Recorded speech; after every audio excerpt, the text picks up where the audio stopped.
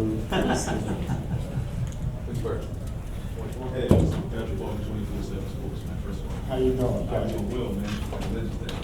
I appreciate that. Based on, obviously, a few people know the Cowboys organization, like the Cowboys organization. They've had a lot of change going on this offseason. They pretty much showed their Brian the door, they lost Jason Witt. How do you replace that type of leadership, knowing that Homo was going, not long ago, and now you have Brian going, Witten going, like, who do you see stepping up and handling as a collective kind of replacement? You know, I look at it like this. I don't see one individual. It's going to have to be a unit of persons that stand up. We're looking at our weaknesses on the team right now. Everyone thinks the secondary, maybe the linebackers. Definitely somewhere on the defensive side, because we know offensively things are probably going to be pretty stable as long as we can keep the running game going. But when you start looking at the defensive side, there has to be a unit that turns out to be that X factor. I mean, you look at my rookie year, no one thought Dennis Thurman, myself, Michael Downs, who the heck are they? No one knew who we were, you know, but it wasn't about who we were, it was how well we worked together. We had good individual seasons, but as a unit, we were still even stronger. So it's gonna have to be a unit that's gonna have to step up and support. You look at the D-line, they're always important. You know, that pressure is always the catalyst of a good defense. But I say overall, as individuals, the secondary is gonna have to make the difference. Byron Jones going to the corner, I gotta see how that works out. I think it's gonna be well. I think it's gonna be a very good move, and the safeties themselves have to be the ones that understand how important it is for them not to give up those crucial big plays, and especially the third down situation. As a defender, I know where you've got to be strong. And to me, if they're strong there, then they can really complement a good offense. Roto? So, Garrett from Roto. Following up on that, how important do you think it is for the secondary to have a playmaker, someone who, I mean, obviously the unit has to be solid, but having somebody who can, you know, force that fumble or make a big play in crunch time? Because there's been talk about bringing Earl Thomas or somebody like that.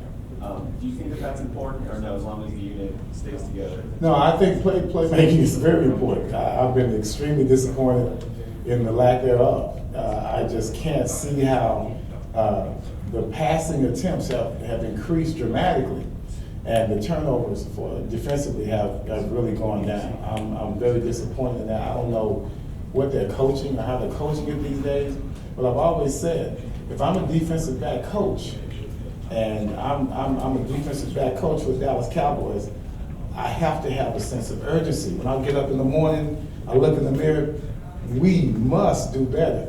I must do better as a coach. So that challenge has to be self-inflicted. That has to come from within. And I don't know how they're coaching, I don't know what they're doing, but it's gonna have to come from the secondary, and it's gonna have to come, I think, in interceptions, because that's the opportunity. More passes, more opportunities. More has to do with coaching the schemes than having that one guy. I have to say yes. The scheme itself, works well with an offense that's rolling. You saw 2014. The scheme worked because the offense was a great complement to them. But if you have to carry a game defensively with the scheme that we have right now, it's extremely difficult because it's not really a playmaking scheme. I call it catch and release. You know, they let them catch it. It's bend and don't break. I get that. But if you have an offense that's struggling, that defense cannot complement it well. If you have an offense that's moving, then you have a chance to make more plays because the opposing offense is more desperate. They're working from behind. You see what I'm saying? They're working from behind the 8 ball.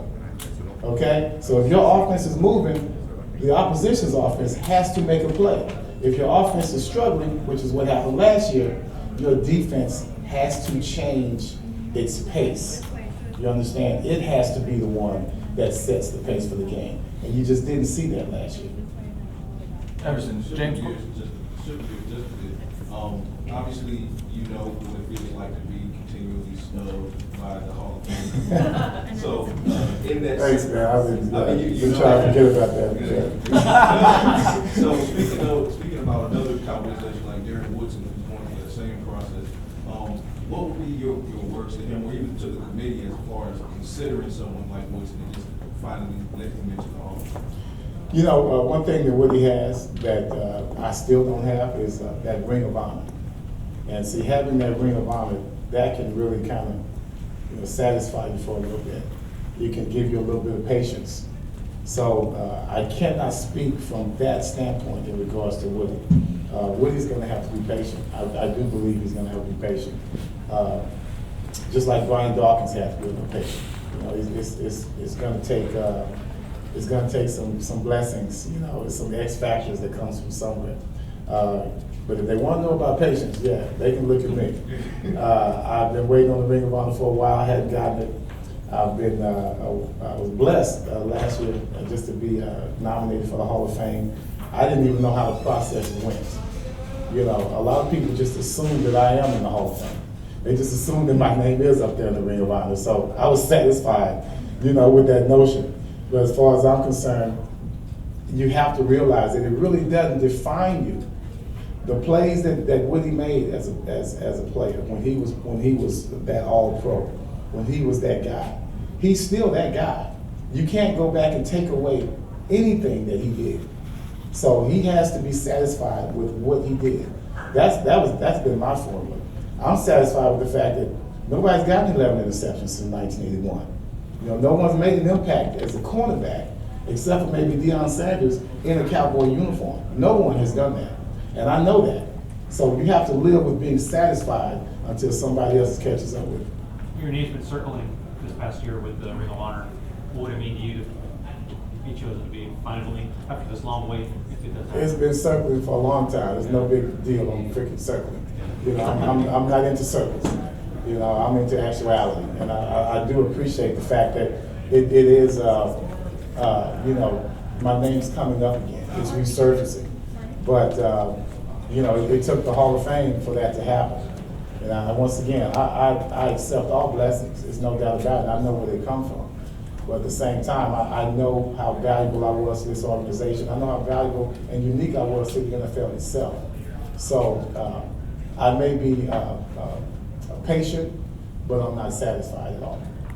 When you see the stuff with T.O. going on, that's something like yourself trying to, you're trying to get in. And yeah, T.O.'s mad about not getting in. I'm still not in. I'm still not in. And I must say, I understand where T.O. was coming from. His numbers, the things that he did on the field, just amazing. He should have been first ballot. There's no doubt about it. But as reporters, I think those that are voters, I think they have the responsibility to be consistent. Are you going to include off the field antics, or maybe even accomplishments? Or are we just talking on the field and we're talking numbers? If you're talking about how a person influenced the team, does that mean that T.O.'s problems that he had with each team that he played with, does that factor in? Well, of course it did. But then there are other times when you try and look at a person like myself, or let's just say a Cornell Green, let's say a Cliff Harris, let's say a Harvey Martin. Those guys had numbers. Okay, so do the numbers matter on the field, or do the antics matter off the field? Or is it combined? Someone has to be consistent, take the reins, and tell us what's going on. Because I think if I'm going to be a Hall of Fame reporter, and I've been blessed with that opportunity, I'm going to do all my research. I'm going to do so much research on those guys that are up for the Hall of Fame, because I've been blessed with this honor and that responsibility. There shouldn't be anyone that be able to get up, Bruce Gosselin, who got up for me. You shouldn't be able to tell me anything about Everson Walls that I don't already know, because I did my research.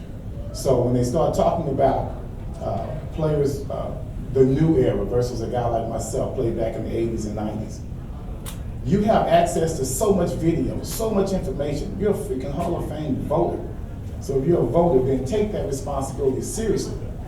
And don't just worry about who you're trying to present, because that's a very important responsibility that you've taken on. Everson, just a quick question. I know you've been talking about this Hall of Fame process and how it was unique for you the first time. It was also unique in the sense that you kind of had some reconciliation with the Jones administration here at the Cowboys. I guess, you know, they did a lot of work for you that they hadn't done in the past. They've done a lot of work to kind of repair relationships with guys like Hollywood Henderson and folks like that since there's been a little bit of break.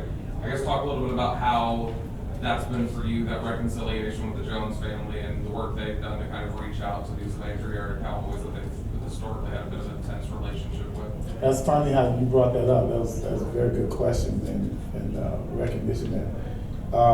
I was sitting in the Cowboys war room, or whatever you want to call it, and you know, Jerry Jones and his people, they were helping me with suggestions and ideas that they had come up with on how we can enhance my name out there once I got to that semifinal moment. And it was so weird to sit there amongst some of the personnel, and some of my supporters as well were in there. Everyone had these ideas, and I'm thinking to myself, I cannot believe I'm sitting here with the Cowboys putting all of their forces behind me. And I just thought it to myself. I never said anything while I was sitting at the table, but I just thought about how far we've come. But then you also have to look at the fact that I could have possibly been in already if I was already in the Ring of Honor. So, you know, as much as I realized the blessings from sitting there with them and having that Cowboy Nation behind me officially, I also know that God, I wish it would have come sooner. So, Walls, I think we have some special guest questions right here. These young men, is that Dax? Are you Dax? Are you Dax? I'm sorry, you look different. I didn't know you had glasses. You want glasses? Yes, what's your question? First of all, what's your name? Brady Davis. How you doing, Brady? Good. And what is different about the game you play from the game that regular NFL players play? Well, back when we played, the running back, very good question, by the way. The running back when I played, was usually the catalyst of the star of the team. That's usually how it went. We had a guy named Tony Dorsett. He was Emmitt Smith before Emmitt Smith. Now, you're so young, you might not even remember Emmitt Smith. But these were all good running backs that played with the Cowboys. Before Emmitt, there was a guy named Tony Dorsett. He was the star of the team. And on every team in the NFL, if you were good, you had that star running back. So everything about the NFL was, we're going to run the ball first, and then if we have to, we're going to throw the ball. Nowadays, it's just the opposite. You've got the quarterbacks, mostly, that are the stars of the team now. So now the premise of the NFL now is pass first and then run second. So that right now is really the most important difference between the NFL in the 1980s and 90s and the way it is now. They still pass the ball a lot back when I played, but not nearly as they do now.